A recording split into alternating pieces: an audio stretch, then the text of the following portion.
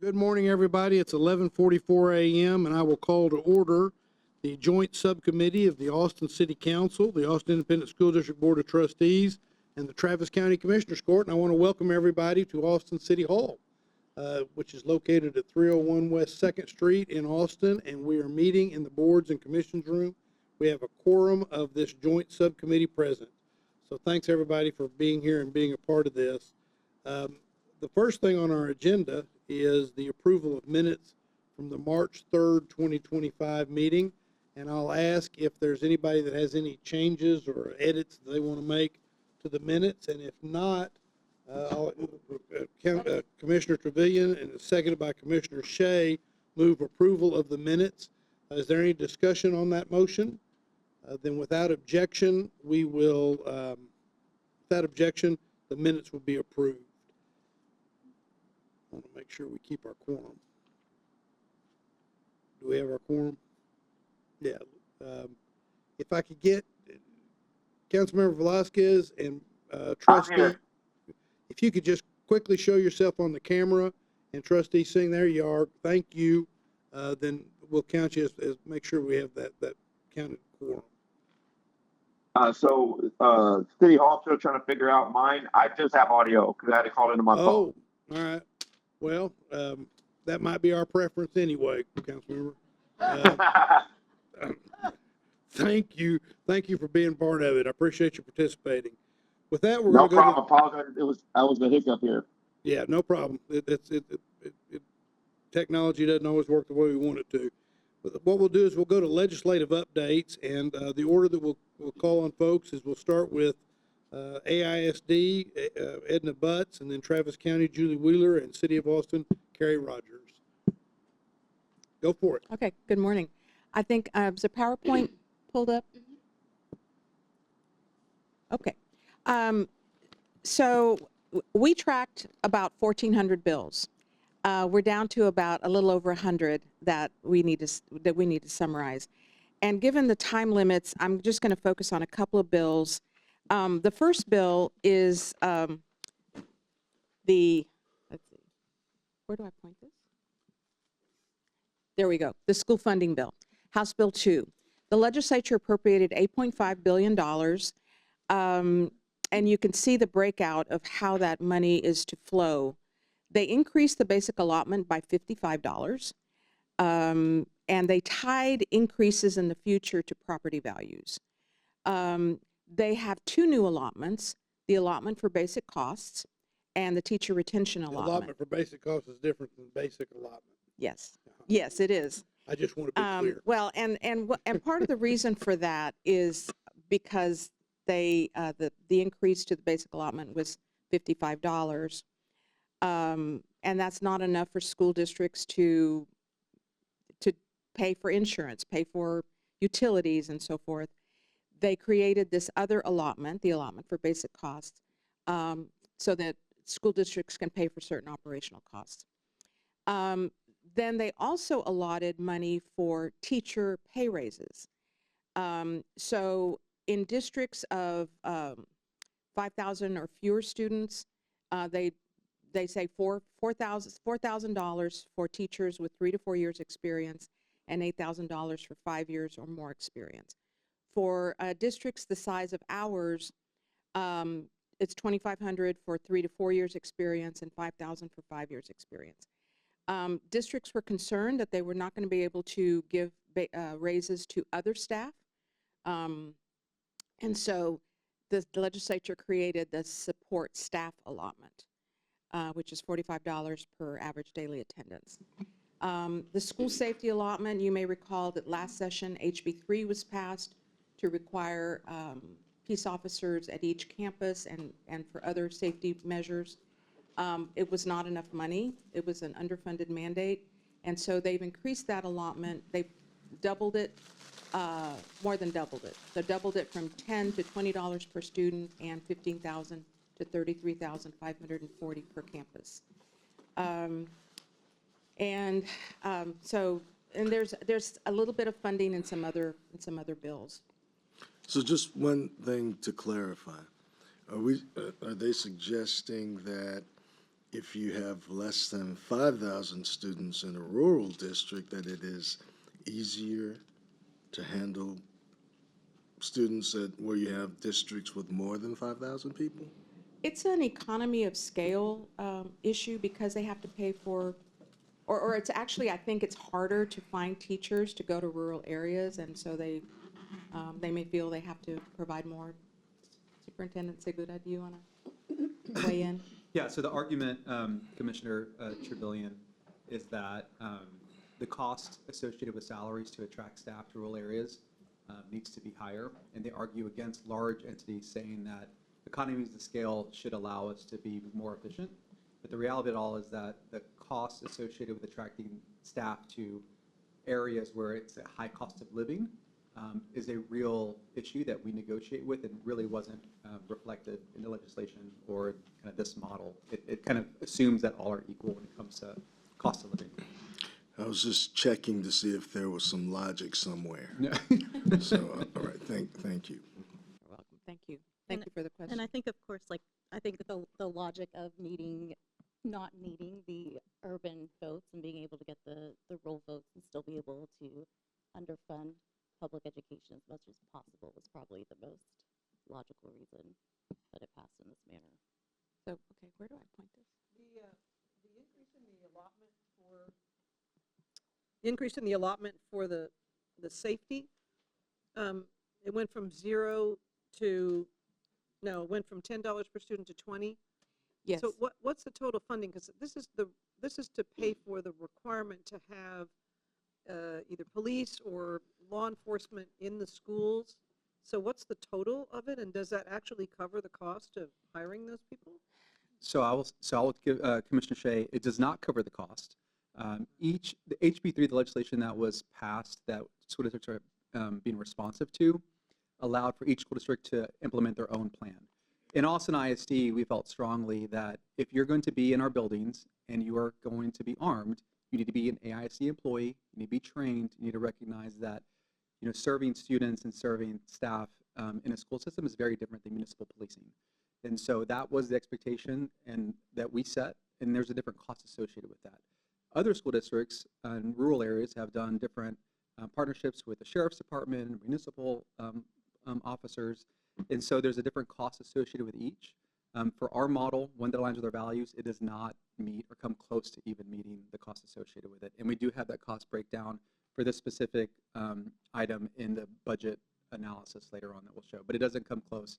And so it's still an expense that we're covering. Another bill is the Student Discipline Bill, HB 6. And I thought you all would be interested in this given the JJAEP and so forth. So it gives teachers more authority to remove students from the classroom. Out-of-school suspensions are capped at 3 days, and in-school suspension, there are no time limits under this bill. For grades below 3rd grade, out-of-school suspensions are limited to cases involving immediate threats or to safety or serious classroom disruptions. Below 3rd grade? Yes. Because we think 1st and 2nd graders are a threat?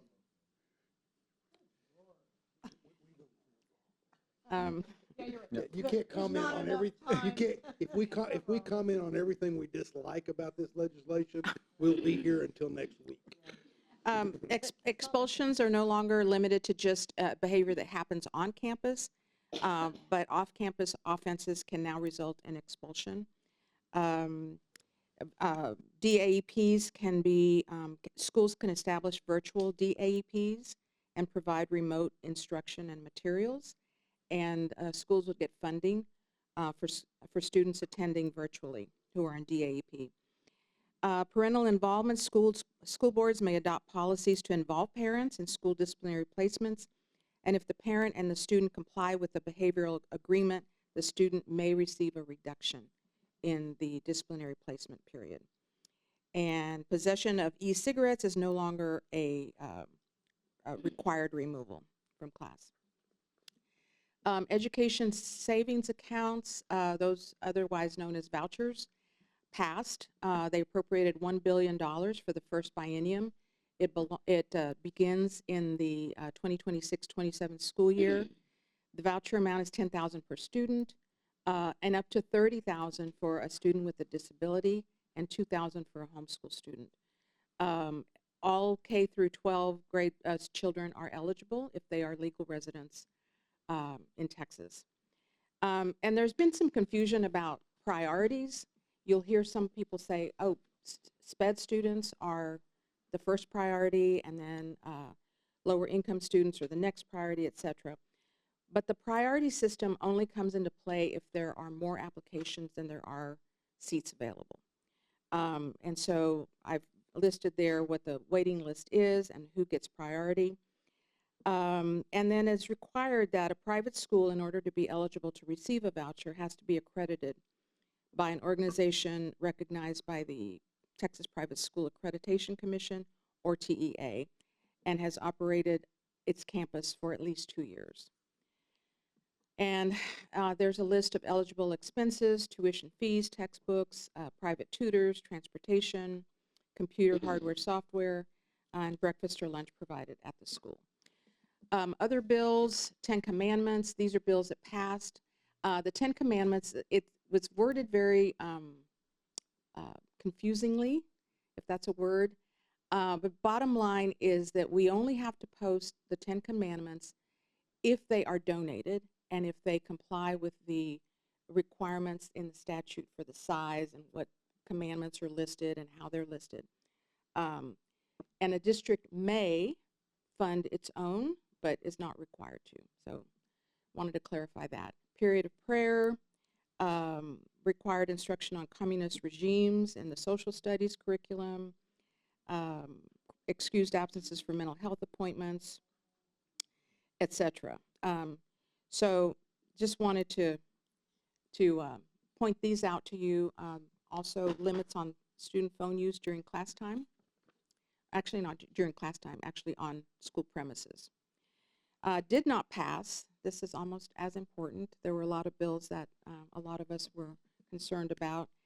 One that we wanted to pass but did not pass is HB 4, which would eliminate the STAR test and limit assessments to those that are federally required. And here's a list of all the other bills that did not pass. Display of flags in public schools, fetal development instruction in the health curriculum, and so forth. So a lot of election bills didn't pass that a lot of our entities were concerned about. And the prohibition on governmental entities being able to have representation in front of the legislature did not pass. So I'm going to pass this on. So just a moment. I did want our joint subcommittee to maybe hear from us just the work that goes in once a bill passes. So these bills will go through rulemaking. Many of them will have to be operationalized by AISD and require multiple steps. In some cases, board policies will have to be changed.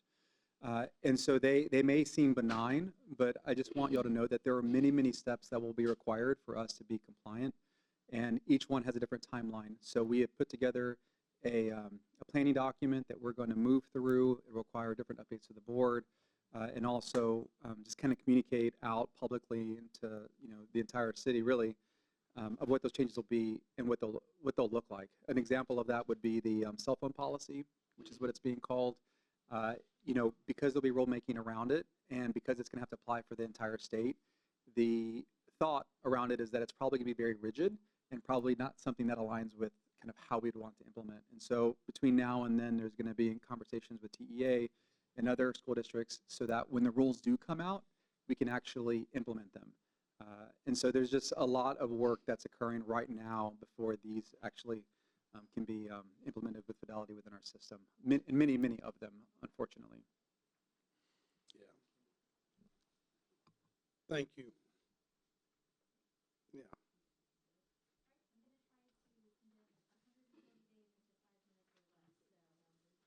Sorry, thank you.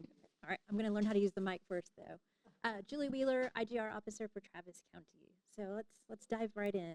So really quickly, big highlight: $338 billion budget, Lots of things to uncover from that. I'm not going to get into that because, again, 5 minutes, 140 days.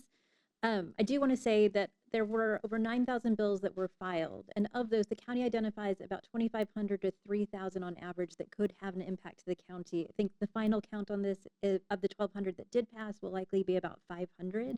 We won't be talking about all of those here, but if y'all want to later, we sure can. Really quickly, Austin State Hospital was one of the legislative priorities of the Travis County Commissioners Courts. This would have allowed us to utilize decommissioned building sites on the Austin State Hospital to create a mental health jail diversion center. That initiative unfortunately did not pass it did get past the House, did not pass over to the final chamber. We will be looking next steps, what to do on that, but would appreciate any insight and feedback you guys have. I think that's going to be a community-wide effort needed to get that across the finish line in future sessions. The second one, we have a bill that would allow us to hire professional agents for deer management within the BCP. That's a shared preserve between county, city, private owners. This will really be helpful for ecological advances there needed to help ensure that we have. Sorry, I'm trying to talk really fast and tripping over myself while doing it. Thank you. Anyhow, so the next one, medical examiner next of kin. This bill would allow us to shield information of those next of kin folks who have engagement with our medical examiner. Right now, you currently have to give that information out if it is requested by third-party sites trying to get access to that information. That one passed. Moving on, let's talk about property tax and debt. This really was marked more so by things that didn't pass than did. I will say that overall we fared pretty well. House Bill 30 is going to make changes to the disaster exemption when we are trying to get our tax rate when there is a disaster. That one is fairly workable. We don't see much major impact to that one.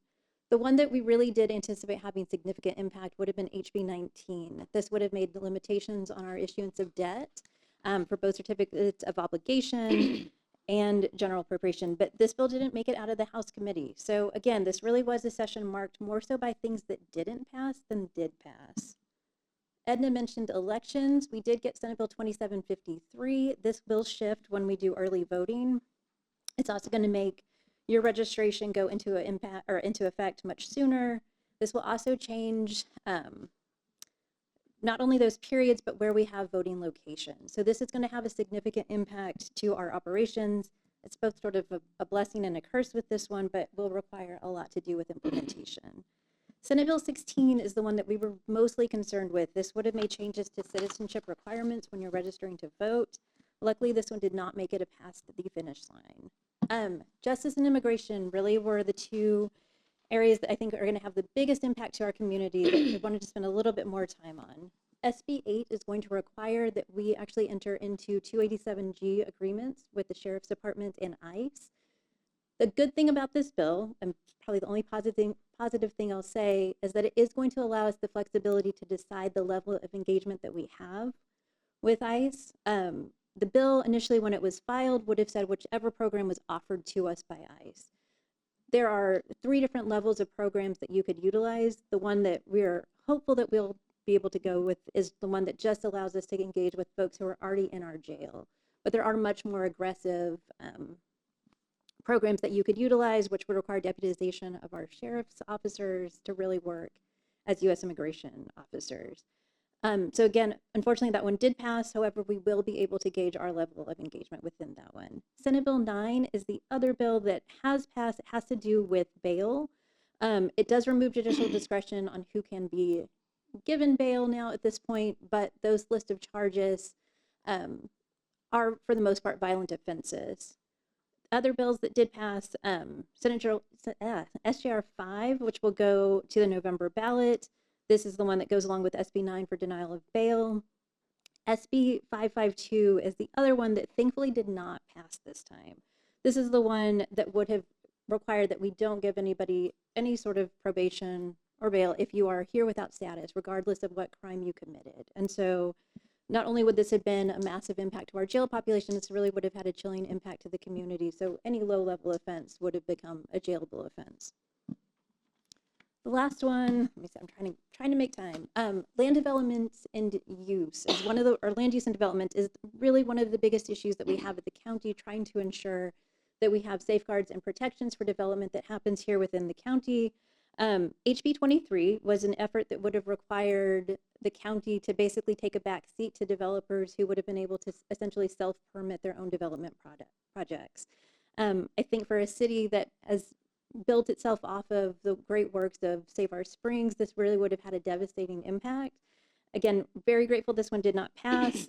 Lots of efforts to move it forward. Senate Bill 1450, similar to this one, was another initiative that thankfully did not pass. When it comes to land use, the last several sessions, we've seen a lot of local control removed from both cities and counties. And again, I'll just say it was kind of an amazing effort this go around that those didn't go forward.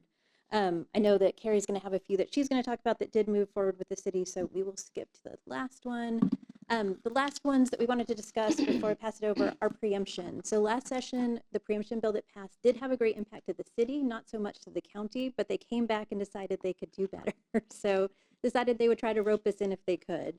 Luckily, those two initiatives failed. What was really troubling about 2858 is that it would have allowed, if there was any sort of violation, for, let's say, health and safety code, penal code, or elections code, somebody could make a complaint.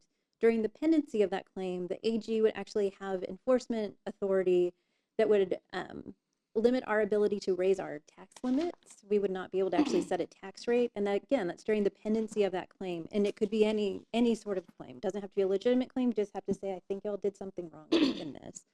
Luckily, that one did not pass. Again, I don't know if we will see it come back next session, but at least where we're standing right now, like, it was a hard session. It was a really rough session, but I would say that overall we came through maybe bruised and battered, but not bleeding. So I'm going to take that as a success, which I don't think I always get the chance to say when it comes to session, but happy to answer any questions. Happy to pass it along as well. Again, trying to condense as quickly as we can. Thank you. Thanks. Good afternoon, Mayor and members of the committee. I'm Carrie Rogers, for the record, Legislative Director for the City of Austin. I'm so pleased to be sitting here with Julie and Edna today outside the pressure cooker of the Capitol.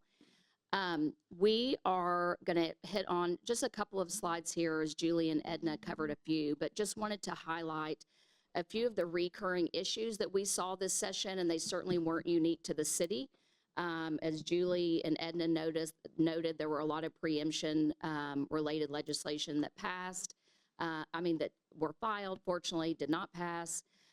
We spent a lot of time on land use. Of course, the mayor knows we spent considerable effort related to our pension reform for our Austin Firefighters Retirement Fund and for our actives, the Austin Firefighters Association collective bargaining.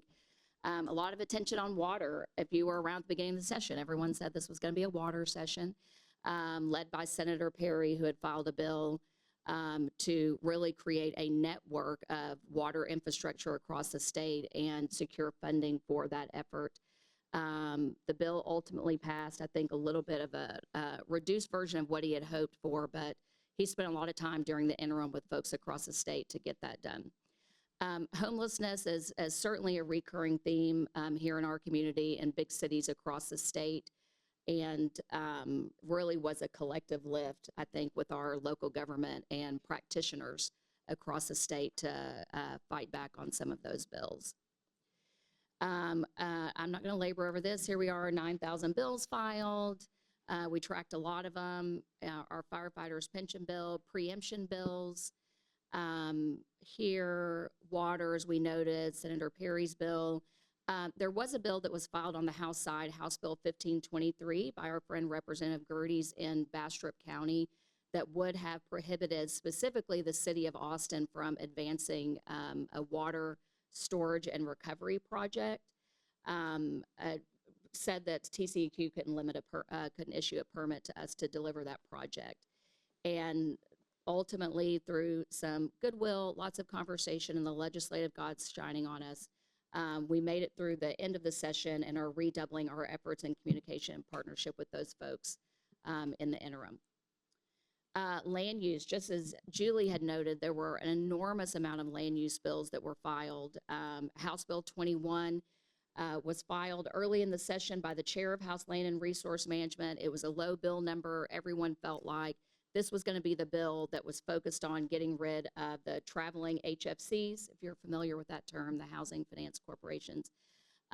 It was off to a quick start and then slowed for a long time. And then a couple of other bills related to eliminating traveling HFCs were filed, but ultimately they landed back on House Bill 21 and it was signed before the session concluded. Rezoning by right authority for commercial and office property owners to convert those properties to residential. There were a few bills filed in both chambers to advance those. I will say, as Julie noted, as filed, they would have had significant impacts on the city. We worked closely with the Senate leadership, Senator Hughes, who was carrying a lot of those bills on the Senate side to reduce some of those impacts. As an example, one of them was if you converted a warehouse to residential and it was across the street from a cement kiln. That would have been a problem, and it would have been something that local government would have had to address. And so the author was agreeable to making those changes. And then as we saw in several of these bills, it eliminated, the bills as filed eliminated local government's ability to charge any fees related to land use and rezoning. And those bills, those provisions were ultimately stripped. Homelessness and mental health. Senator Parker, as many of you know, had started about a year ago working on trying to get a statewide effort to address homelessness and the mental health population. He filed 3 bills at the start of the session that would have created crisis service centers at the county level. One that would have created a shared homelessness data network across the state. And then another one, a third one that would have created penalties for a lack of response on homeless issues. Ultimately, none of those bills passed. But there was really a lot of connective tissue, again, as I said earlier in the presentation, related to local government and the practitioners in that space, which really served to benefit the group when Senate Bill 2623 was filed by Senator Creighton that would have prevented homeless navigation services within fill in the blank feet from a school. And it was labeled as a school safety zone bill. There were several iterations of that bill as it moved through the process. Ultimately, that bill died by the calendar. Senate Bill 241 came up before, just after 2636. And that bill would have been an extension of the anti-camping bill that I think was passed in 2019. This time around, it would have penalized local governments if they did not take action on an encampment. And there was no definition of take action. And if a local government did not take action, the state could have withheld owed taxes to the local government. That bill ended up on the House floor. There was an effort to amend Senator Creighton's 2636 to that bill. It's actually 2623, to that bill. That amendment died by a point of order, and then Senate Bill 241 died by a point of order. But we can certainly expect that we'll see something like this in next session. And so really the charge is on us as local partners to do our outreach and address those concerns in the interim. A few odds and ends that pass: daylight savings time year round if the feds pass it. Senate Bill 1, I will note in there, the city of Austin did get $1 million for an all abilities playground at Springwood Park in Williamson County portion of the city of Austin. And then you see various other bills there that would have a local impact. Austin on my mind. I was told when I got here that there would be some bills filed that was specifically targeting Austin. We did see a handful of those, and we made it our goal to address whatever those concerns were early and often. Unfortunately, those bills failed to pass. With that, that is the end of my presentation, and we have up on the slide deck our IGR team. Mayor, I'm finished. Thank you so much. Items, though, this is obviously very important. If anybody wants to make a comment or ask a question, I think now'd be a good time to do that while we've got our folks up in front of us. Anybody want to say anything? I'll say two things real quickly. One is, because I know everybody's interested in the water aspects of this, one of the benefits of having a bill that we didn't like, which was the one that would have banned the ability of the city of Austin to do aquifer storage in Bastrop and Lee counties, which is a key part of our water forward planning process. But one of the benefits of that was that it created an opportunity for there to be a region-wide discussion on the topic. And I think Austin Water did a really good job of helping put together that kind of work. And in fact, it's ongoing. We've continued to make contact, and so just for the public that's paying attention to this, I think it created an opportunity for better regional cooperation, and that's going to occur. And I want to say thank you to Austin Water for the way they handled that. The second thing I'll mention is that both the county and the city had a lot of discussion about homelessness. If I had to characterize the number one negative at the Capitol, and that would be difficult, but if I had to characterize why sometimes there's attacks on local government, handling of homelessness, those living homeless in our communities, I would say was the number one motivator at the Capitol. So there are a lot of different things, but that was the one we heard the most. And the reason I say that is, as all of us address these issues, I think we ought to keep that in mind, that by our taking appropriate, reasonable, thoughtful, and needed action to address our neighbors that are living homeless, we're also probably doing a benefit with regard to how we're received at the Capitol. I'll just mention that as an aside. Anybody else got anything to add? Well, I'll just piggyback Sure. on that, and it's been sort of a long-standing concern I've had, and that is, my understanding is the state has a constitutional duty to care for the mentally ill. A huge percentage of our homeless population have mental health, behavioral health, substance use, addiction issues, and I really feel like the state has to step up. They rebuilt the Ash Hospital. They did not add one extra bed, and they knew there was a shortage of beds. And so people are being forced to live on the streets because I think the state is not providing enough funding to cover its responsibility to care for them. And then they blame the cities for people being on the streets or under the bridges. So this is a shared responsibility, and I'm not seeing the state step up enough. We all have to do our part, and I think that needs to be part of the discussion as well. The state needs to step up more. Very good point, and it is a part of the discussion. In fact, the bill, and I'm going to forget the number, but I didn't remember numbers even when I was in the Senate, so that's not a sign of aging. But Senator Parker's work was really, I think, along the lines of what you're talking about. Senator Parker, and he spent a lot of time, and his staff deserves a lot of credit for spending a lot of time trying to figure out the best way to approach this and how to engage the state in the process. And so I think what you said is right, and there are some that are paying attention to that that I think are working pretty hard on it. That bill didn't make it, but sometimes it takes a while for things to make it through that place. And I think his beginning of that discussion, the way he did, and at the level he did, was really important. So that's a very good point. And Commissioner Mayor, to that point really quickly, I'm so sorry. I agree that it was very heartening to finally see a conversation around homelessness that wasn't punitive. But to your point, Commissioner Shea, what is really lacking is that financial support and backing from the state. And I think that's what Senator Parker's bill, he tried very hard to find that funding. Unfortunately, they just couldn't get it across the finish line. And the worry became that if the funding wasn't there, it would become an unfunded mandate.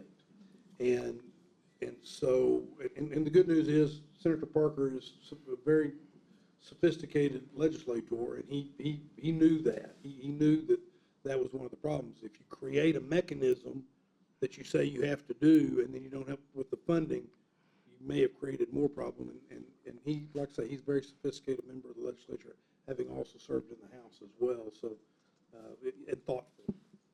Commissioner Trevilian? you know, just for the record, this really is a question of conscience.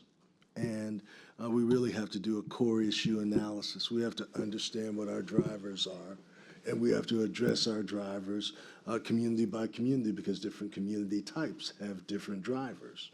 And until we actually have an asset map of what is in play and how it is impacting communities, and we move away from political ideology and think about operating programs that actually serve people, then we aren't going anywhere here. And the problem has been, we are working on ideology, not understanding our core issues and building a program to address them from an operational standpoint.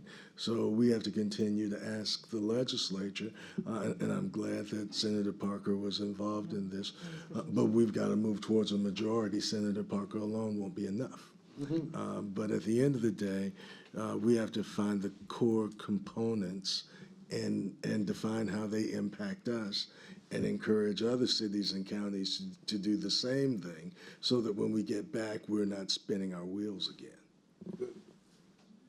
Thank you.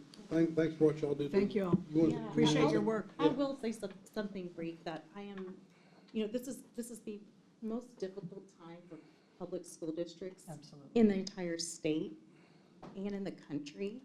And we're in a really dangerous time, and we have a really scary example in Houston.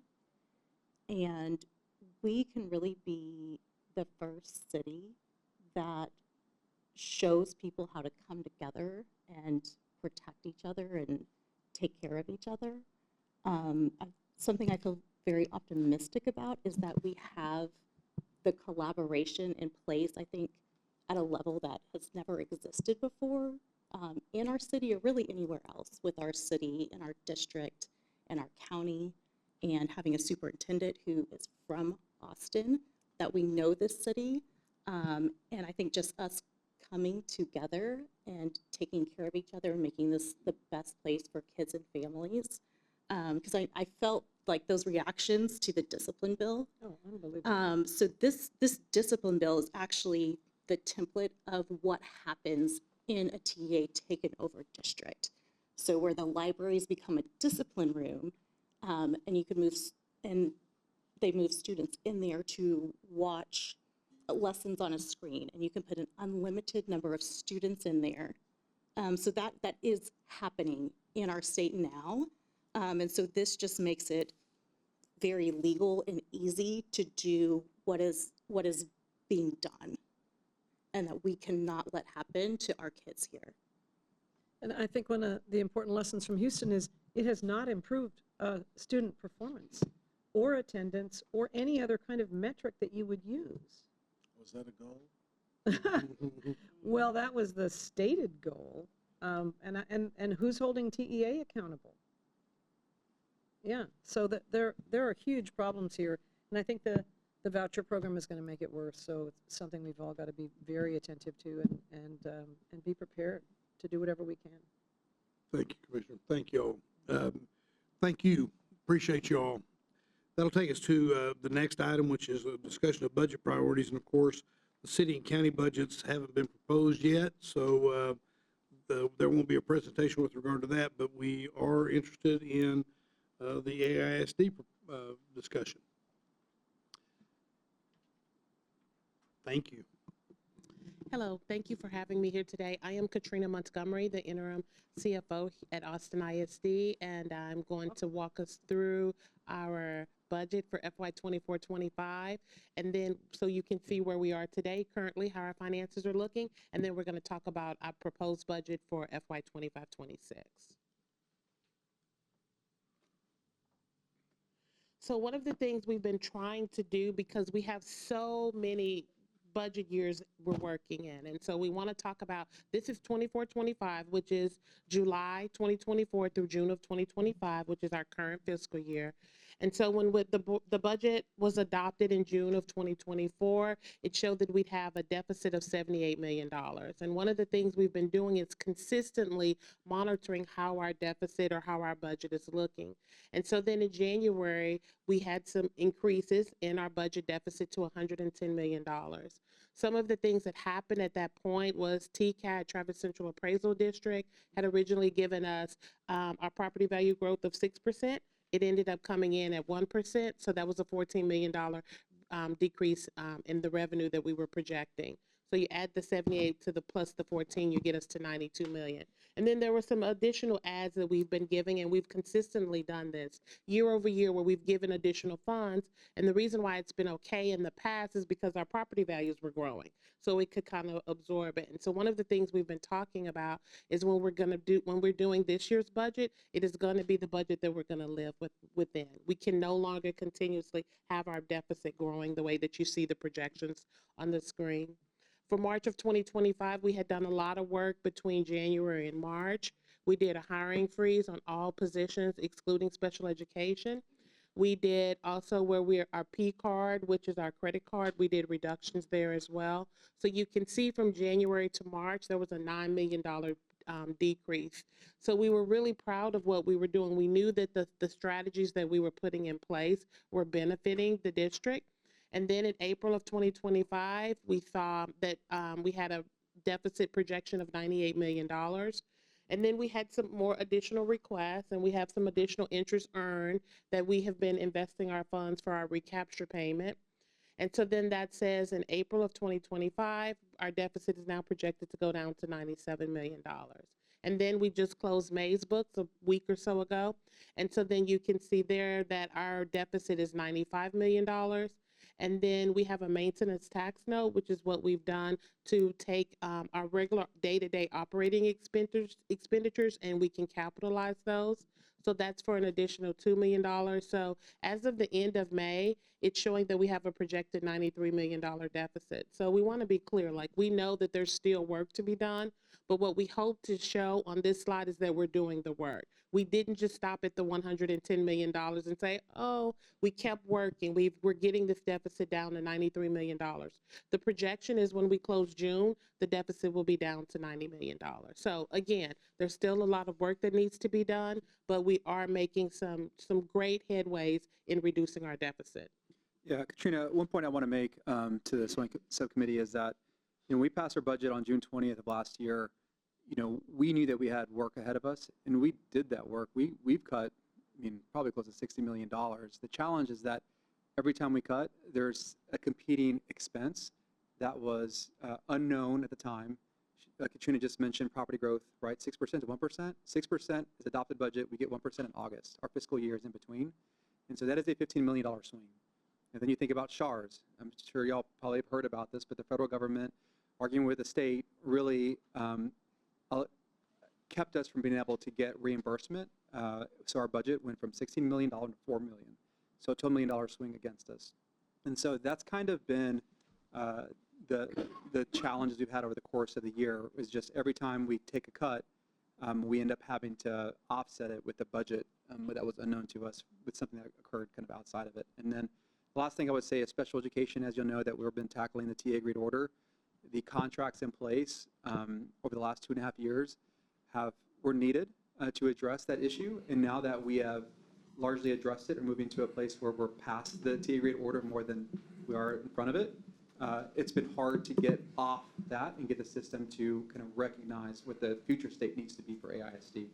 And so these are areas of opportunity. And so I know the number has gone up and then gone back down, but the net decrease in fixed cost has been substantial. It's just that we've given a lot of it back, which is difficult, but we'll continue the work. Go ahead, Katrina. Mayor, Yes. if I could, I think it's really, when you mentioned the numbers to us, many of us are hearing them for the first time.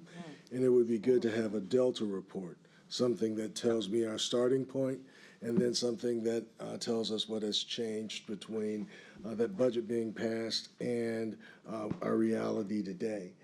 I think it makes it a lot easier, and the average consumer of services needs to know that the changes that are occurring are necessary because the dollars have been changing. And we've got to have a better format for making sure that people understand this on a continuing basis. Yeah, Commissioner Trevelyan, we have a slide perfect for that. We didn't include it in this. We took it out, but I'll be sure to circulate it to the Joint Subcommittee. Thank you. Yeah, I think it's critical for people to know the total amount of cuts you've already made. And then the funding that's been lost at the federal level, cut back at the state level. So does this budget include the additional allotments and that, all that So we'll stuff talk that happened about at the that. legislature? Yeah, Or is that not Commissioner Shea, reflected in this? we're closing out 24-25. And so the reason that we close out 24-25 is because that's the starting point for our fund balance in 25-26. And so Katrina's is just kind of showing Okay. how we're closing out the Jumping year. ahead. But you'll see that number here, and you'll see that it's not a significant amount. When you, I think that's a great idea. When you do that, add to that where you show declining, including the property tax growth. That would be also helpful so that people will see that has a specific impact on what is collected. Even with so-called Robin Hood or recapture, what that does to the district itself. We will do that, Mayor. Thank you. Good question, thank you. Yes, sir. So we just spoke about 24-25, which is our current fiscal year. Now we're going to move on to FY 25-26. So one of the things Superintendent Segura and I talk about as well with the board is what is the future state of Austin ISD? And one of the things we're really working hard to do is a multi-year balanced budget. We understand the importance in making sure we're living within our means to say, right? We're producing a budget that we don't overspend. Our revenue is at $5, we're gonna spend $5. So a multi-year balanced budget, and then also it's very important that we protect the quality of education. So those are the two important things that we have to figure out how to do. How do we protect the quality of education for our students, but also be in a great financial position for the district? So the district has committed to have a fund balance of 15%. So let's go back a little bit to talk about this. We originally have a policy that says we have 20% of fund balance, and so we're going to do this time. We're going to change the policy so that it will go down to 15%. So this is a temporary adjustment that the district is making for a short period of time, and the board is talking about that the length of time, so that we can kind of change the ship or right the ship. One of the things we know is that we can't do all of this in 1 year. It is impossible to go from 1 year where we have a $78 million deficit and then the next year have a balanced budget, even though we worked really hard to do that. So we know that this is going to be a temporary fix. This is not the long-term solution for the district. Yeah, Katrina, two things I want to bring up. First is the cash flow that we have to have on hand is critically important and not often understood. And so when we talk about 15% fund balance or 20% fund balance, which is our board policy, what that allows us to do is to manage the cash flow when we have these huge expenses at the beginning of the school year, right? Insurance, payroll is going out, but we don't collect revenue from the county, right, from the appraisal district until November, December. So our cash flow, huh? Appraisal district isn't the I county. know, that Travis County Appraisal District. But the Travis, so the cash comes in November, and so, we have these huge expenses, the cash flow is going out, our reserves draw down. We never, ever want to get to a point where we're having to borrow to make payroll, right? School districts do that. That is a model that they use. That is something we will never do. And so for us, we have to recognize that for us, cash is important to have on hand, obviously stabilizing and making sure our bond ratings are maintained at AAA. But that is something that I often have to communicate. People will say, Matthias, why don't you just drop the fund balance by 10% to do these other things? We just simply can't do that. The other thing that I think is worth sharing is these adjustments that we have to make have often in years past been offset by vacancy savings, right? So when your organization has 11,000 employees, if you have a 10%, kind of open rate, then that ends up being tens of millions of dollars at the end of the year that you can capture back into your budget. Right, wrong, or indifferent, that is the strategy that AIC has deployed in years past. Well, what happens when you actually hire well? What happens when you're 97.5% staff, which is where we want to be and is where we are? Well, it means that you're spending that money. And so there are just things that we're being really tight on moving forward. And I think as we have budgets and as we project out, what you'll see from AISD is transparency, clarity, and a budget that reflects reality. So I just want to make those 2 points. We've often been kind of covered by vacancy savings or the increasing property value growth that we've seen in Austin ISD, and we cannot count on that moving forward. So back to Katrina. Just want to make that point.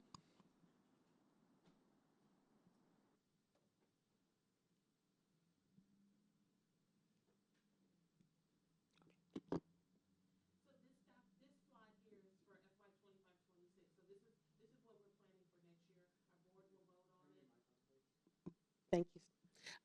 This is FY 25-26, our proposed budget. The board will vote on this on June 26th for the next fiscal year. And I'm going to spend a little time kind of going through this. This is some really good information. Our revenue is projected at $1,580 million. We have operating expenditures of $984 million. We have recapture of approximately $716 million. Yes. School improvement. So everyone knows that we've been working on school improvement. We set up a school improvement department to help with our accountability. And so that's $8 million. And then our superintendent just explained the vacancy savings at $15.3 million. So all of these things that you see here, we feel like these are things that we're looking at and we're like, okay, these are where our numbers are going to lie. Now we're going to start talking about some strategies that we've identified, so that we've identified them, but there's still some work that we have to do on these strategies. There are 2 properties that have been considered excess for land sales, which total $45 million.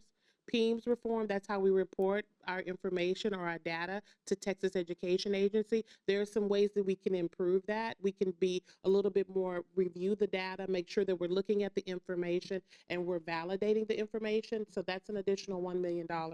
State funding, so all of the things that Edna spoke about earlier, we're saying that the net for our district will be approximately $9 million. One of the things you would also know is that we're doing a very conservative budget because we don't want to overestimate these things and then have to have impacts or cuts later. So these are very conservative numbers. And then there's additional strategies of master schedule efficiency, which is $2.5 million. What the master schedule is just a document of how our teachers teach. This is their schedule. So we're finding that there are ways that we can, as long as we can make improvements there. We have some other identified strategies that'll be on another slide, and then forced reductions of $15 million. So what this will do is it'll get us to $19.7 million.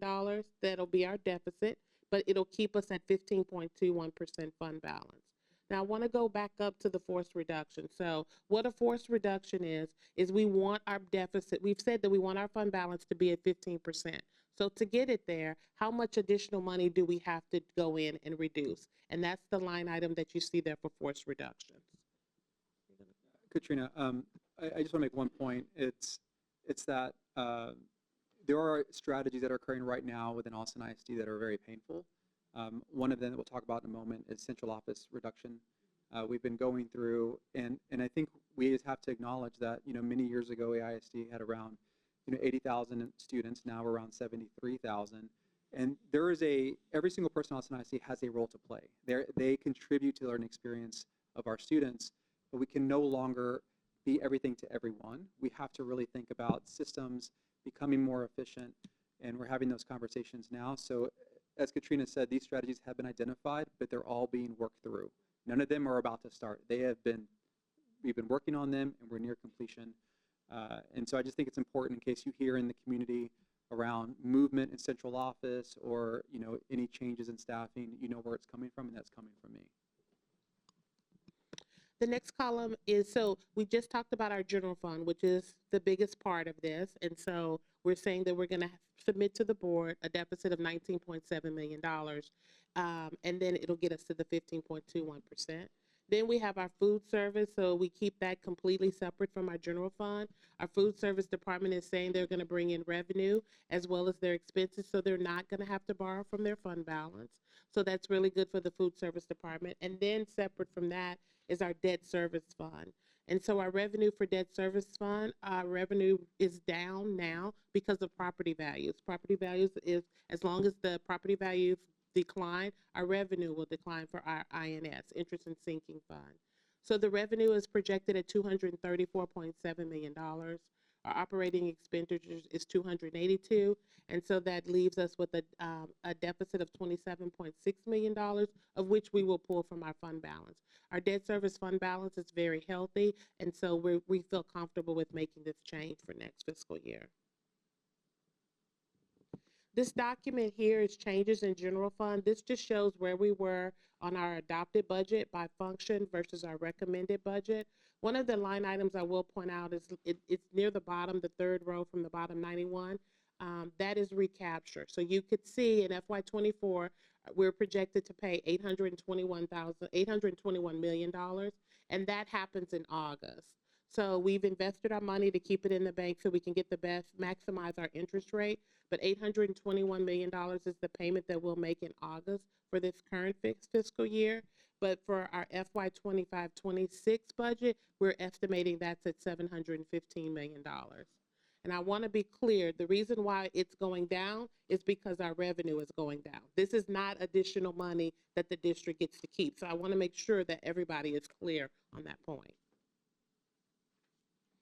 All right, so our superintendent just talked about our central office restructure, and this is one of the things we're doing. This is a strategy that we're having to implement so that we can reduce our deficit. The goal of the central office restructure is $10 million.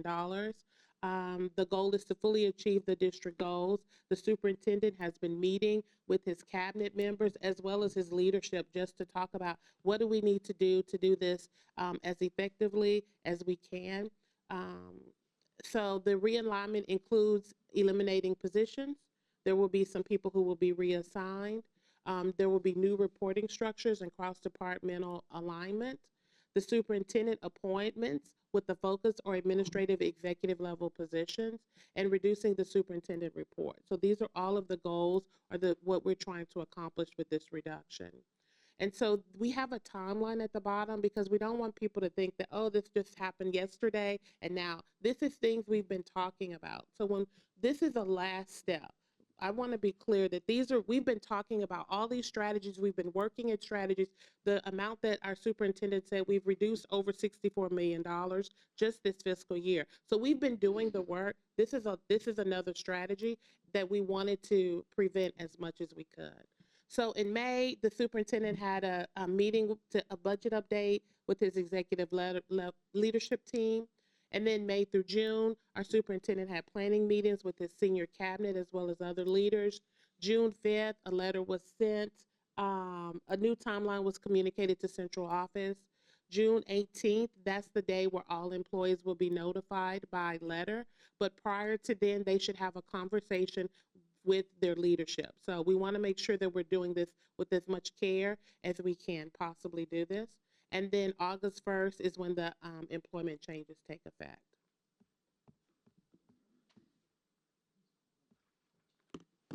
So then House Bill 2, we have a couple slides.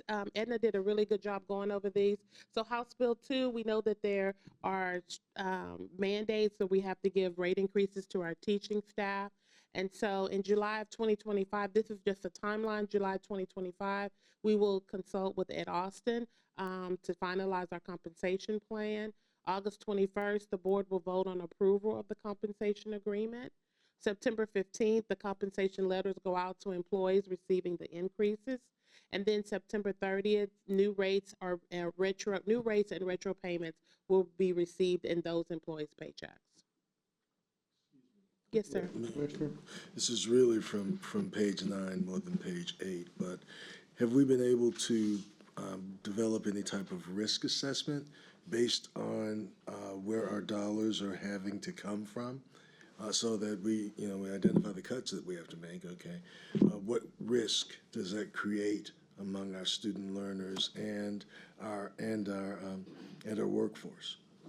Yeah, Commissioner Villian. So yes, each funding source is being managed differently, but I will tell you that all of them have downward pressure. Title I is a great example, right? It's going down by 25%. Title I helps offset and pay for instructional coaches, which is where first teach occurs, right? It's the coaching that our teachers receive. And as you know, since the pandemic, there's been lots of movement, and we have lots of new teachers coming in, and we're welcoming them, but they need professional development. And so the challenge we have is, again, one of those takes, right, is we're able to reduce 199, which is general operating budget, but then I'm giving back $6 million to offset a loss in Title I. We have been diligent about making sure that every cut is as far away from the classroom as possible. What we're running into now are support systems, that are meant to serve the schools. Those are having to be evaluated and reduced. And so, yes, we do have models not only for position control and position changes, but also grants and funds. We had a loss of a grant by way of the federal government, and our welcoming center in Northeast Austin was defunded. We lost 9 positions overnight. And so this is happening, every couple weeks we're losing a grant from the federal government, or a partner loses funding, and then we have to make a decision fairly quickly. We've been able to kind of lay it all out, but it isn't always that simple. Sometimes, an entity will say, hey, we think we're going to have it, we're not going to have it, but we have to make a decision that's in the best interest of our students. So yes, we have that model. It is being deployed, and we are doing everything possible to stay away from our campuses, which we've been able to do thus far. I will tell you that on the forced reductions, there's going to be an impact, but the goal is to keep it to the other direct costs. Like, for instance, a school may have $10,000 for unassigned technology, right? So what I'm going to do is go in and say, hey, we're going to reduce it by 50%, and for the next year, we're just going to have to manage with the funds that we have, but not impact staff. Now, this is setting us up for a larger conversation around consolidations, which has already started. That work will have to occur over the next 6 months, and those decisions will be made in December, because we cannot operate in the way that we are and have well-resourced campuses. It just cannot happen at this point. We really have to think about how we can be more efficient, and then figure out what are those things that we absolutely have to have and we believe in should be at all of our campuses. And right now we don't have that. It's really important to be able to document what has been taken away, particularly as it relates to our Title I kids, because it's not just the school, it's the neighborhood. It's not just the neighborhood, it's the access to services within that neighborhood. Do they have clinics? Do they have grocery stores? Do they have access to public transit? I fear that if we do not document exactly what is happening at the neighborhood level, then it makes it easy to continue to cut with no perceived consequences. So I just want to make sure that the average person knows that here one time X was being spent, and now X minus 50 is being spent. Because if you look at grants like the Eisenhower grants, they'll tell you the more resources that you provide for learning, workforce development, and access, the less you spend in social corridors. So we're taking away dollars that would move you from the part of the economic discussion back over to social corridors. So we've got to document that somewhere, because if we don't document it, it didn't happen. Yeah, Commissioner Billy, one of the things that isn't known to most folks, but it's something that we have done and implemented over the last year and a half, is we created a support and resource index. And this is an index that takes into account the lived experiences of our students, acknowledges that historically underserved student groups need different supports. And what we did is created bands. And the system as a whole, every executive director, every assistant superintendent, every chief, everybody understands that if you are in SRI Band 1, then you need additional support, and we will provide that support. Now, when it comes to cuts, think about it in the reverse. Right, you may take cuts in a school that doesn't have that historic kind of underservice, and by that way you can differentiate the not only cuts but also the investments. So that is a tool, Commissioner Trevelyan, that is known to the system. We've all agreed to it, and it's helping us navigate these complex questions. But I'm happy to provide that as well, so you kind of see the receipts and the work behind the work, because we don't just arrive at a cut. It's many steps, and then once it's applied, how does it actually get applied across 116 campuses? Because we have done some advanced work with the Casey Foundation on self-sufficiency matrices and things that allow us to count better how we're being impacted and what it ultimately means over the long term. And got to have that type of assessment if we're going to be effective. So.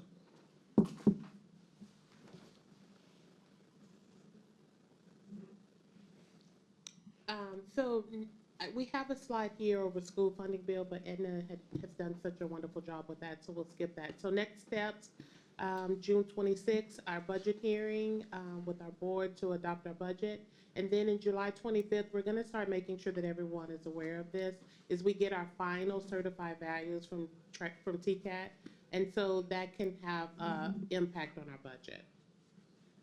And thank you, Katrina. And we'll hand the floor over certainly. But to Commissioner Shea's question earlier around the value of HB2 in regards to the school safety allotment, you'll see there it's 2.8 million, and our expenses is near 6.5 when it comes to staffing. I just wanted to, I know it was already discussed, but I wanted to make sure I've connected that too for you. Thank you. So it's dramatically under what is needed and what it's costing. And you see that is typically the case for most urbans and suburban school districts. Where you see the cost be enough to offset is in the very rural or very small school districts where they just partner or go through some other model. And there's lots of models out there that we don't agree with. And is any of this new state funding subject to recapture? So. Because they're giving you Yes. some, and then they're taking away half of it. Yeah, there's always gives and takes, certainly, Commissioner Shea. And one of the things that I will tell you is the school finance, and certainly Mayor Watson knows this, it is incredibly complex. And so there are instances where we think that a shall versus, like this line versus this line, and this is where we spend a lot of our time with our legislators. We get the runs, we run through the model, and then all of a sudden it's an unintended consequence of how that is evaluated by TEA and how that impacts recapture. So we have a really good understanding. We feel like these numbers are conservative. But not grossly conservative. Like they'll move, but you're not going to see them double. And that's why, as of right now, we're only considering $9 million to our deficit based on HB2. Most of the other like revenue is going to be just a pass-through to our teachers and staff for compensation. And then we'll also have additional costs associated with that just for fringe costs and otherwise. So that's how it's working out. So hopefully that was a helpful response. Well, I think we just have to keep repeating this so that people understand. State is not only not adequately funding public education, it's taking away half of the entire AISD school budget to give to other schools because it's underfunding them. And we have to repeat that as often as possible because people think, it's some sort of moral failing that there's a budget deficit at AISD, and it's created by the state. Our legislators here and many across the state do understand that. I just think that, when you get into, the full state, there are lots of school districts that benefit from the system, and so it's really challenging. For us, we want to raise the C, have everybody, get more, and we recognize that the system may not be the best for AISD, but it does exist for a reason. So we advocate, certainly, and we appreciate others advocating on our behalf as well. Thank you. Thank you. Thank you very much. Appreciate the you. presentation. That'll take us to the next agenda item, which is a brief update on the after-school care and child care. Good afternoon, everybody. I'm Corey Darling, Research and Planning Division Director at Travis County Health and Human Services, here to provide an update on the implementation of the voter-approved child care and out-of-school time fund. Let me grab that. And won't spend much time on this. As you know, in November 2024, Travis County voters approved a tax rate increase to fund child care and out-of-school time services.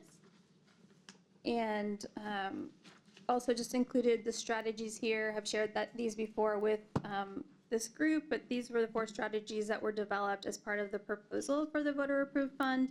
And these are serving as the baseline for expanded childcare and out-of-school time programming as we develop and implement this initiative in Travis County. So today I'd like to provide an update on our transition plan. This slide includes a summary of the steps our team at Health and Human Services has underway with other county departments as well as the community to implement this new fund. This includes an initial community engagement process, planning for a community advisory council, and a plan for short-term investments to quickly have some more services in place for families. And I'll talk about each of these in our following slides. So during the past several months, our team completed several processes to gather insight and feedback to inform the investment through the voter-approved fund. These included 3 community listening sessions with a focus on the Eastern Crescent, a virtual session.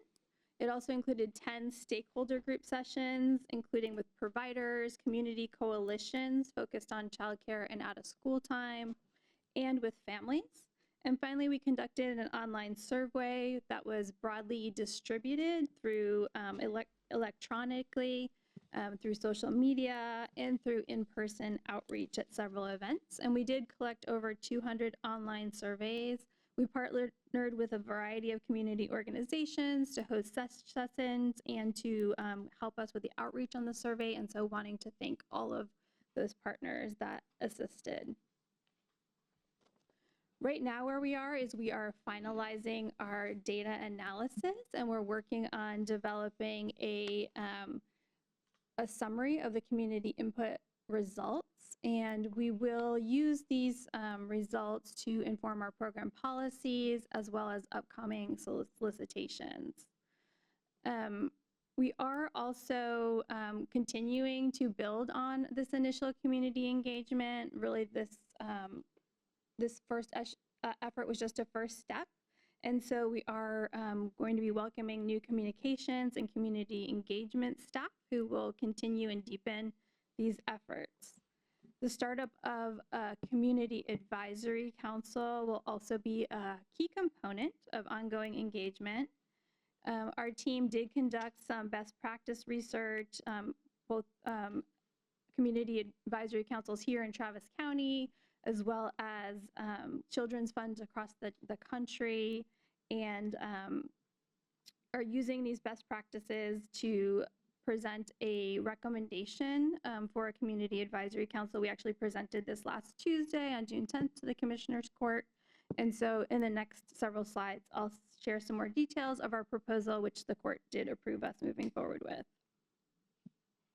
So this slide provides an overview of the recommended scope for the Community Advisory Council, and the primary role is really to advise and make recommendations to county staff. This aligns with our best practice research, where in most examples, the role of the advisory body was advisory in nature and did not have oversight or decision-making power, since the oversight role is really already designated to the Commissioner's Court. Specifically, the Community Advisory Council will advise on various aspects of program implementation, including program design, policy recommendations, potential challenges and opportunities for improvement, as well as evaluation efforts. And the Advisory Council members can also support ongoing community engagement. Here we lay out an overview of the Community Advisory Council membership. This is proposed as a 21-member long-term advisory body. This is on the larger side of the models we researched, but it will help ensure all of the needed representation. And as was identified through our best practice research, membership will include a combination of community members with lived experience, including parents, youth, and providers, as well as representatives with issue area expertise in key related systems. And we've also included an at-large representatives with childcare or out-of-school time expertise. This slide lays out that membership in a little bit more detail. So membership would include parents with lived experience in childcare and out-of-school time, as well as youth with experience in out-of-school time. Membership would also include 4 providers and would ensure that there's representation from a center-based provider, a family or home-based provider, and out-of-school time provider. I hate to interrupt, but Yeah. we're going to run out of time. I think if you would go ahead and move to the short-term Sure. investment aspect of that, because I think people are very, very interested right now in getting money out the door. Happy to do that. Great. So our final focus is on our short-term investments. And just as a little bit of brief context, we're in the process of planning for ongoing implementation of the 4 strategies that I shared earlier on that were developed by the community, and we do intend to implement those 4 strategies. The community engagement process was a key first step for us, for allowing us to develop the plan for that long-term implementation. However, our process for ongoing investments from the final planning that still needs to occur, the competitive procurement process, and contract negotiation and execution can take more than a year. And this timeline does align with what we heard from other communities with voter-approved funds. And so, Mayor, as you were mentioning, the short-term investments are a strategy to be able to expand existing services and pilot some services while this planning for the procurement of long-term investments is underway, with this important goal of more quickly having services in place for families, as well as beginning to support some initiatives that enhance quality and capacity of childcare and out-of-school programs. So there are really two ways that Health and Human Services can purchase childcare or out-of-school time and services before we've engaged in this competitive procurement process.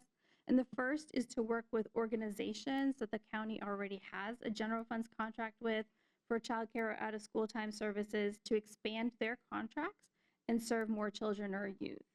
The county can also contract with government organizations through an interlocal agreement. And so this slide includes our 5-track plan that has been approved by the Commissioner's Court for short-term investments that can be accomplished through expanding existing contracts or entering into an interlocal agreement with another governmental entity. And so the first is the county working to invest in additional childcare for ages 0 to 3, as well as out-of-school time scholarships funded through Workforce Solutions. So we're actively working on that expansion. The second is implementing contract modifications to expand our existing contracts and services for HHS early childhood and youth development contracts. So we have some youth development contracts that were competitively procured in 2023 and early childhood contracts that were procured in 2024.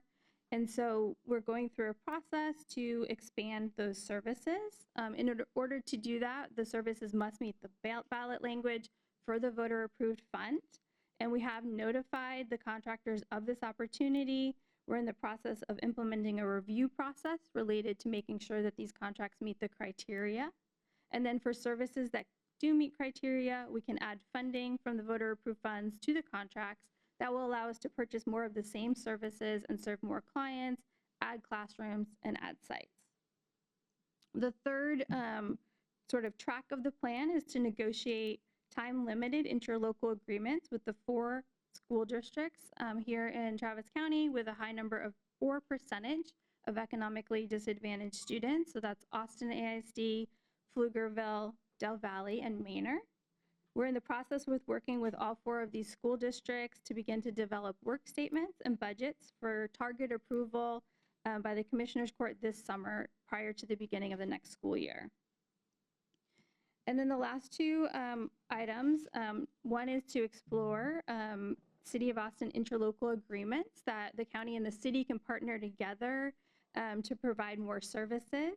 And we've reached out to the City of Austin to learn about opportunities. And Health and Human Services has a meeting next Monday with the Economic Development Department to discuss specific opportunities to partner and really looking at some of those initiatives related to quality and capacity building. So making sure that we're both serving families as well as supporting the infrastructure and the providers.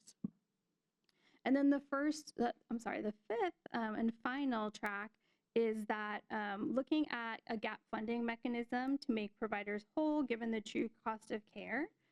This is part of the plan, strategy 3, that will help provide and build quality and capacity in the system. And this gap funding would apply to the state-funded childcare scholarships that are administered through Workforce Solutions. So we do have an outline of our plan. We are building all of the details, and we do have a plan to return to Commissioner's Court and can certainly return back to this group. Our plan is to return to Commissioner's Court in July with sort of all the details fleshed out a bit more, and happy to share that with this group as well. Great. Comments? 'Cause I have a couple. Go ahead. What's the rough time frame for these, Corey? Are we trying to get stuff in place for the fall? Because there's certainly great interest in getting the funding out to the children that need it, the families, the caregivers, all that kind of thing. So what's the rough time frame? So each of these might have we are working as quickly as possible. We understand the importance of getting these services out quickly. Each of them will have a slightly different timeline. We will be coming to Commissioners Court starting in the summer for approval of some of these, like the school districts ones, working through those. We're currently working with Workforce Solutions on the expanding the slot. So I think we'll start coming to Commissioners Court in the summer for approval, and some will be in the fall. Great, thank you. And then I understood that the legislature expanded the pre-K from a half-day to full-day, is that correct? For the ISDs, but I also heard that they didn't provide any additional funding, which seems horribly typical. Yeah, yeah. So there isn't a whole lot of funding. There are some funding sources tied to HB2, but those are still being worked out through TEA. As far as an expansion, that was a priority. One of the vice chair for the Public Education Committee, it was a priority of his. So there is an expansion, but the funding is still an area of opportunity, I would say.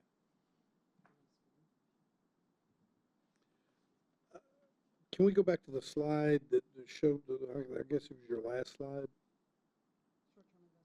Yeah. I'm really pleased, and I'm glad that we're having this meeting so that we can talk about what's actually happening, because as I'm sure you're probably more aware than anybody, there's a lot of concern in the public about getting the money out there. And when I look at number one of the questions I have, it says expand the number of child care and out of school time scholarships funded through Workforce Solutions.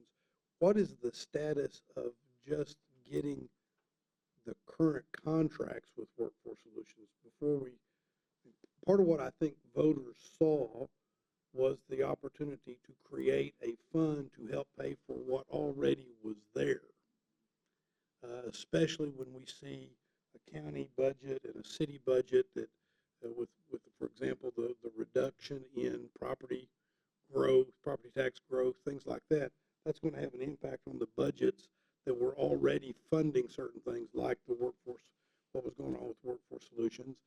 But yet the voters countywide said, here's a pot of money that ought to help you with that. I think people thought that was the case. I think you probably agree with me. So what's the status of not expansion, but just getting the basic contracts back into place and putting the money that the voters supplied you into play? Thank you, Mayor. Yes. So there were some changes at the national and then state level that changed the way that childcare was funded. And so the county was working with Workforce Solutions to make sure that we could align with that. And we have found a solution, and we do have a contract modification tomorrow on Commissioners Court that gives us a good baseline for our current contracts and then being able to move forward with this. But I do think, to clarify, I think we are required by the bond language for new capacity. We can't just pay for stuff that we'd already been doing with this funding. So I understand that, but if money goes away, it's hard to sometimes define what's new and what, you understand what I'm saying? And if you've got something that's ongoing and the county's been paying for it and there's been a contract to do it, and then all of a sudden it gets drug out or delayed or doesn't happen, then voters have a right, I think, to ask, what do I vote for if you're sitting on money and now we don't even have what we had before, right? some of the funding with Workforce previously was federal, and it came from Treasury, and our auditor, because the county laws are different than the city, our auditor is operating from the assumption that we will be audited by Treasury, by the IRS, and has required that kind of documentation. That's different than the requirement for the funds that came through the local voter-approved bond for childcare. So that's been part of the mix and the delay and the difficulty, frankly, with And I'm trying very hard not to be critical. No, I got it. I'm just asking I understand. questions because, as you might guess, some of us who supported this pushed very hard for it, argued for it, and was told, and was telling people you ought to support it, are now being asked why are certain things not happening, right? And that's one is if we're not currently funding things we were already funding, and we had an election that provided additional money, probably gets back to what you were saying to the school district a minute ago. Communication might be real important under those circumstances. And that's Absolutely. that's really a key. You know, I think there are three things, at least three things, we should be looking at as we talk about how do you get things to the door. I think the first thing is expanding existing contracts. You've already got a certain amount that's there. You have key performance indicators. You have an audit trail for all of those. These dollars will be easier to use than federal dollars. At the end of the day, feds want to know the zip code area that your kid is living in, the zip code area the kid's being served in, and they want to know those types of things for their 3-year audit cycle. So little less stringent. So it's important, though, that we use the key performance indicators and expand existing things on the ground. I think it also gives the city and the county an opportunity to work together with our ILAs. Yes. That's the We're- next thing I was gonna bring up. Yeah, so I- building off yours. yeah. Yeah. And I think that is a foundation for setting up a clearinghouse. The third thing we want to see is a clearinghouse for all of those mom and pops that are out there, zip code area by zip code area, because there will be changes and there will be some efficiencies, but some of those efficiencies might hurt moms and pops unless people know that they're there and know how to find them. So I think that we've talked about all of those things, and we have asked for a blueprint to move forward quickly. And you know, some of the things we can't talk about because they were in executive session, but I think all of the right questions have been asked, and the goal is how do we make sure that we get dollars out of the door this summer, because we have an immediate need. Yeah. It's not like we have a need, well, we'll have a need in 5 years, but there's an immediate need, and we want to address that now. Well, and to your point, with regard to the ILAs and working with the city, I'm very pleased to know that that's occurring, and I do know that's occurring. Part of the reason I'm pleased to hear that is because that ought to be the low-hanging fruit, right? Those are the programs that are already in existence. Whether it's an expansion, whether there's a requirement for an expansion or not, we knew we didn't have enough. That's part of the reason we went to the voters. And now what you can do is even using the strict expansion idea, expand or enhance programs, that ought to be the low-hanging fruit that can occur relatively quickly. It is. So that we can get that out the door. So I'm very pleased to also see that listed as one of your items in number 4, because certainly there are those programs that are already existing. So I'm glad to hear that. A whole lot of heartburn in that process, but we'll keep Well, we pushing. always make more heartburn than maybe we need to, but there's, but I'm glad to see it, and that's one of the reasons we obviously want to have these kinds of reports, because it actually kind of even leads into the next item, which is the collaboration between local governmental entities. Anybody got anything else? Thank you very much for that, and thank you for your work. Appreciate it. Thank you. That will take us to the discussion of collaboration between local entities, and I will turn to the Chief of Staff, City Manager Genesis Covino, to give us a report and allow for us to ask any questions. Good afternoon, Mayor. Again, Genesis Covino, Chief of Staff to the City Manager. On behalf of the manager, we welcome the opportunity to work closely with the entities identified in the resolution. So that's the school district and the county itself, to focus specifically on educational support, public health and safety, and infrastructure and facilities. I think one of the first steps that we would undertake would be to conduct a comprehensive review to identify what are those overlapping services and areas where collaboration can lead to improved efficiencies and cost savings. And as you said, Mayor, the item before this is a good example of where we can start, but there are other areas in which we can do the same work and identify where can we share and share services, but also cost. And so one of the first things that we would ask is identification of an executive lead from each entity. I think, for the school district, obviously it would be superintendent. Segura, for the city, it would be city manager.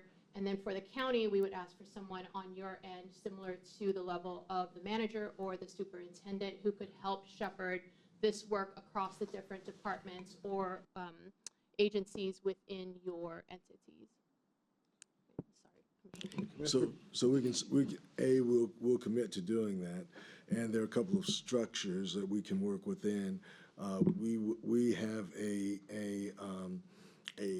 committee structure, and each committee has two commissioners assigned. So we'll make sure that we have the committee structure available for you, and we will usually work through our executive staff to make sure that area by area, whether it is HHS or other areas, we'll make sure that you have exactly the right people, and you can coordinate through my office if you'd like to. Thank you, sir. Okay, that's great.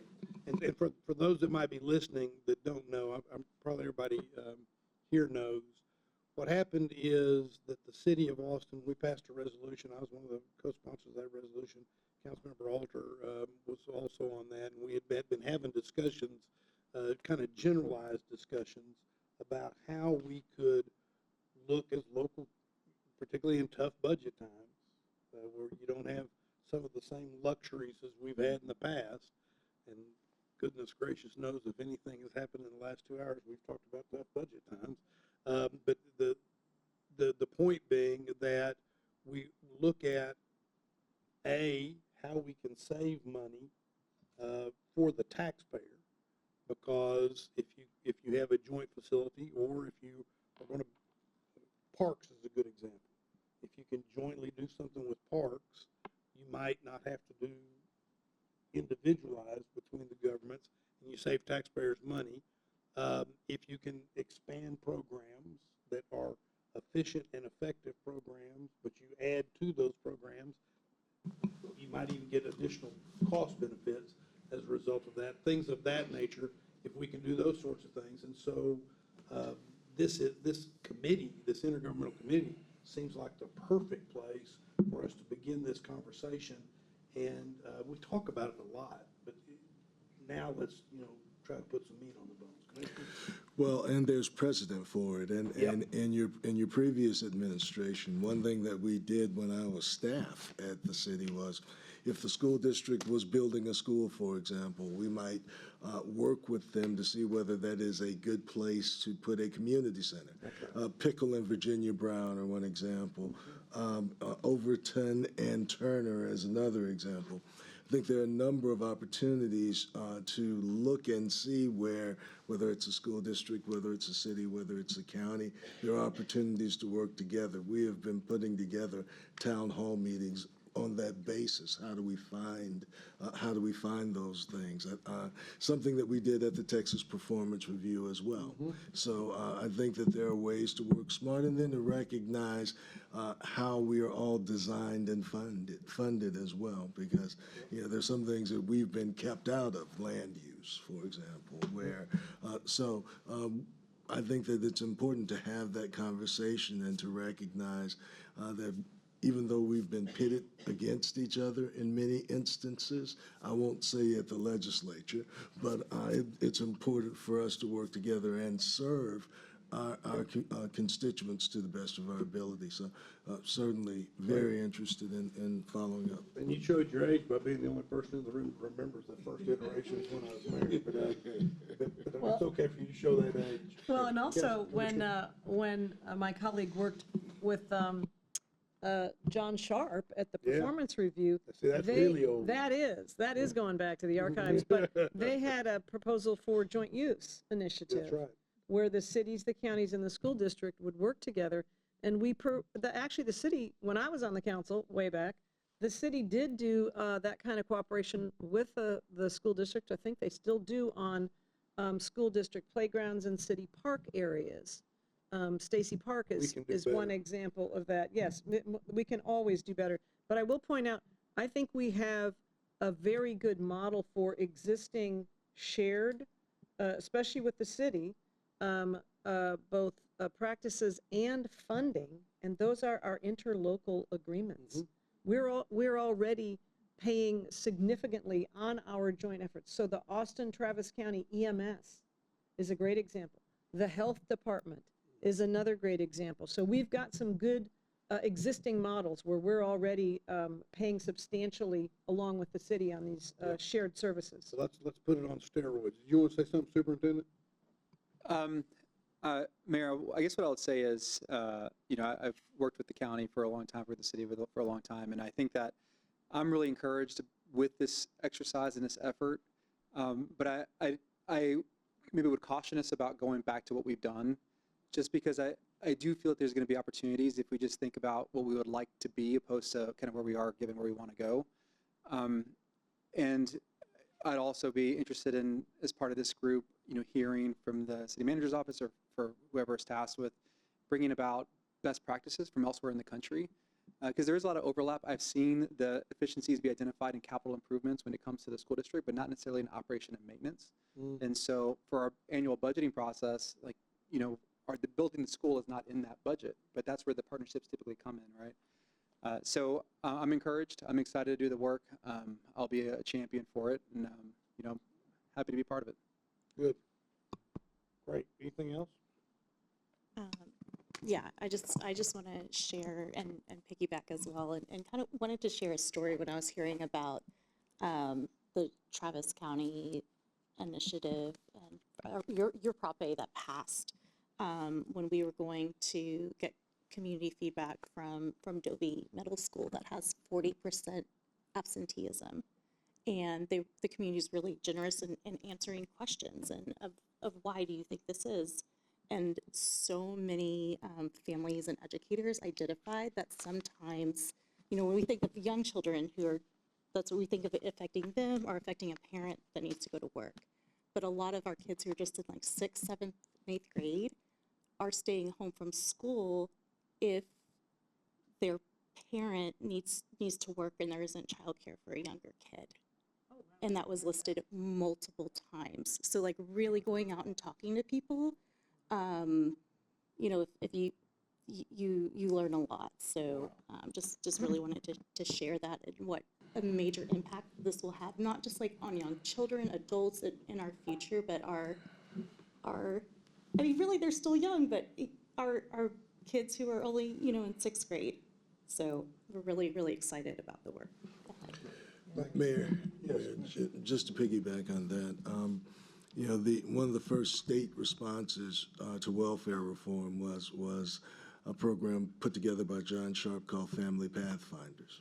And the idea was how to asset map. What assets do you have in a community that can be deployed to help families that are in need? So you have a